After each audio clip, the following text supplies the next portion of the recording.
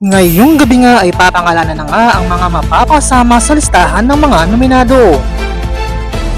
Sa panibagong linggong pananatili ng mga housemates sa loob ng bahay ni Kuya ay madami nga ang naganap at hindi nga maiiwasan ng mga hindi pagkakaunawaan sa loob ng Big Brother house. Kaya naman dumating na nga ang oras ng pagbibigay ng punto sa bawat isa, kaya ngayong gabi papangalanan na nga ang ikatlong set ng mga nominado. At upang mapulsuhan nga ang taong bayan kung sino-sino ba ang karapat-dapat na maging nominado, narito nga ang naging resulta sa naganap na poll ng bayan.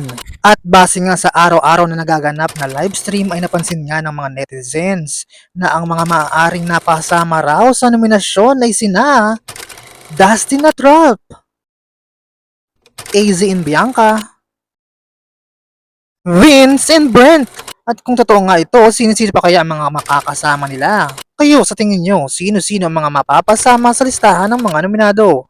Abangan yan ngayong gabi sa third nomination night ng Pinoy Big Brother Celebrity Collab Edition. For more videos, just don't forget to like, share, and comment, and don't forget to subscribe!